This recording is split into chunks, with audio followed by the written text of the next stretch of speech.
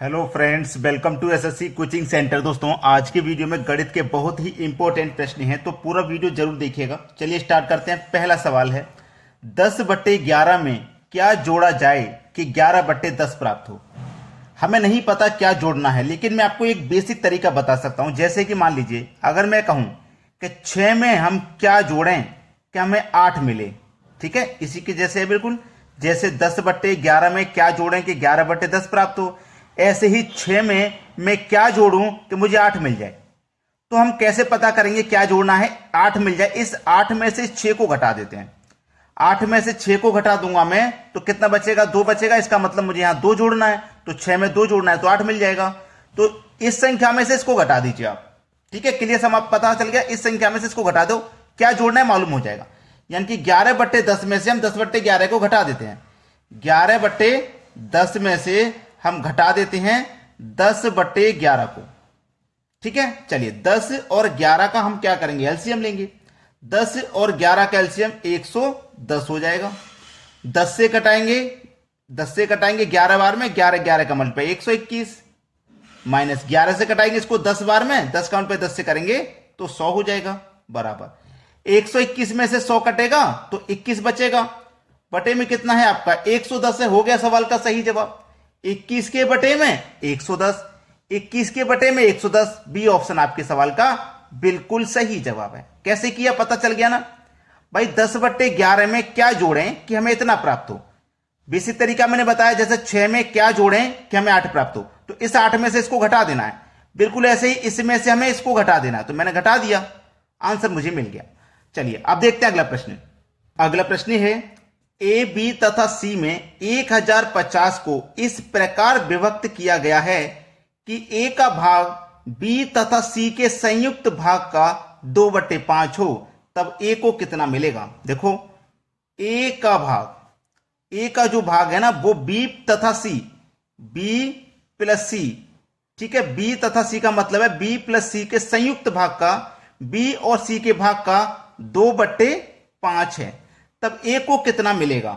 जबकि हमारे पास ए, बी और सी तीनों का योग है 1050, तीनों का योग है 1050, ठीक है। चलिए, आप हमेशा इस तरीके का कोई भी संख्या मिले, याद रखना ऊपर वाली जो संख्या है वो पहले वाली संख्या का अनुपात है, जो नीचे वाली संख्या है वो दूसरे वाले संख्या का अनुपात है। मतलब ए का अनुपात है 2, ठीक है, बराबर बी प्लस सी, बी और सी का अनुपात कितना है भैया? 5।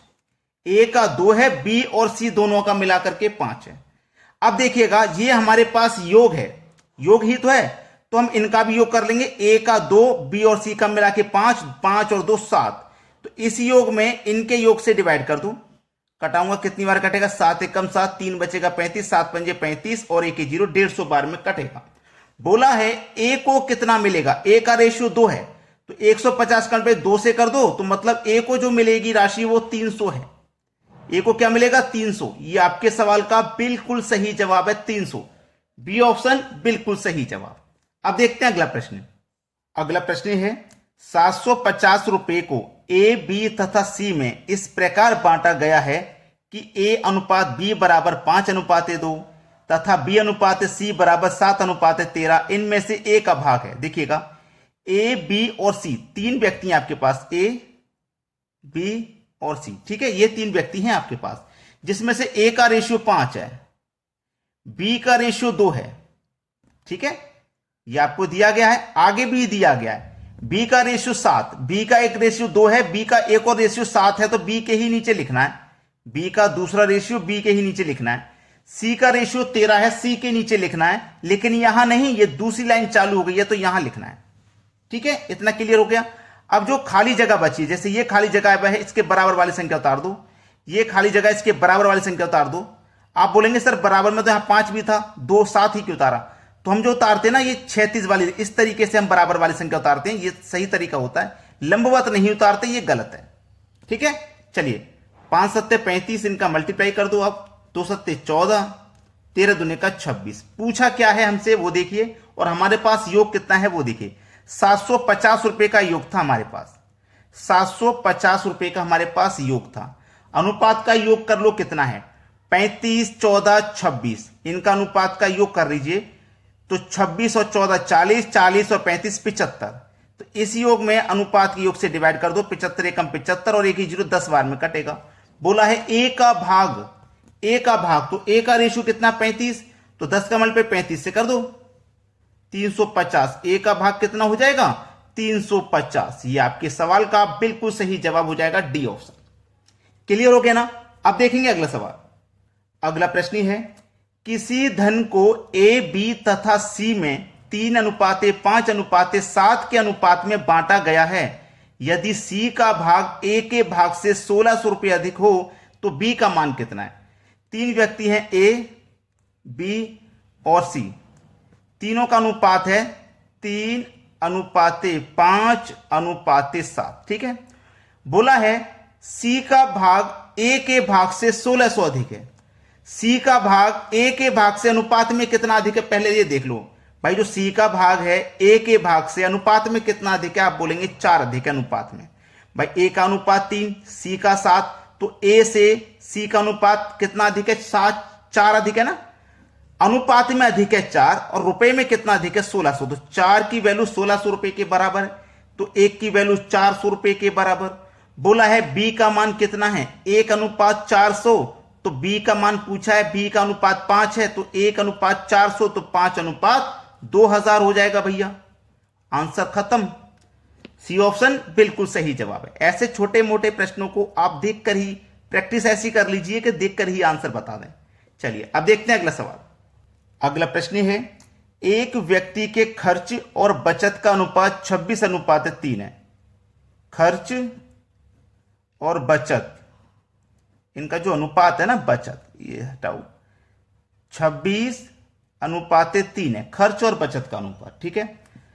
यदि उसकी मासिक आय 14,500 है, वो कमाता कितना है 14,500 रुपए कमाता है महीने का, तो उसकी मासिक बचत कितनी है, बचत पूछा। देखिए जो कमाता है वो कमाने में से ही खर्च करेगा, कमाई में से ही बचत करेगा। तो जो कमाता है, जो उसकी आय होती है, वो खर्च प्लस बचत के बराबर होती है आय।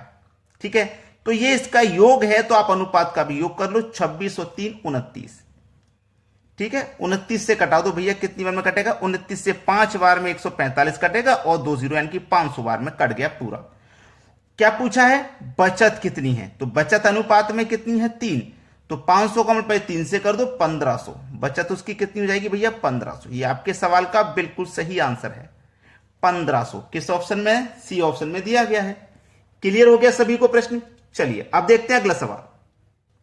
अगला प्रश्न है, 1470 रुपए ए, बी तथा सी में इस प्रकार विभाजित किया गया है कि प्रत्येक भाग में से 50 रुपए कम करने पर इसके भागों का अनुपात 1:3:2 है। सी द्वारा प्राप्त धन कितना है। देखिएगा ए, बी और सी, ये 3 व्यक्ति हैं। ठीक है। तीनों का योग है 1470 रुपए। अब इसमें से क्या बोला है कि 50 रुपए हमें ए में से भी माइनस करने हैं, 50 रुपए बी के भी माइनस करने हैं, 50 रुपए सी के भी। बोला ना प्रत्येक भाग में से 50 रुपए कम करने पर, तो ए का भाग में से भी 50 कम किया, बी के भाग में से भी 50 कम किया, सी के भाग में से भी 50 कम किया, तो तीनों के भाग में से 50-50 कम करेंगे, टोटल कितना कम हो जाएगा 150।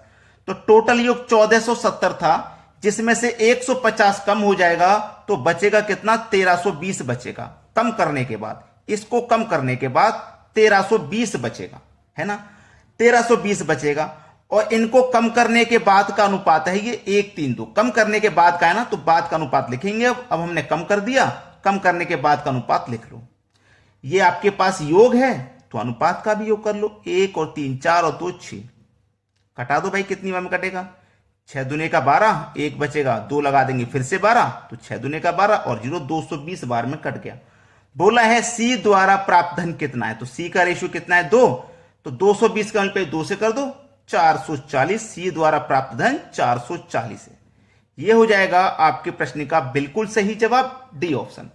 अब आपने लाइक नहीं किया ना वीडियो को, तो लाइक कर दो भाई, इतना काम तो करके जाइए, लाइक वाला बटन दबा दीजिए। और शेयर नहीं किया तो सभी बच्चों में शेयर कर दो जितने आपके साथ के बच्चे तैयारी कर रहे हैं। ठीक है दोस्तों, धन्यवाद।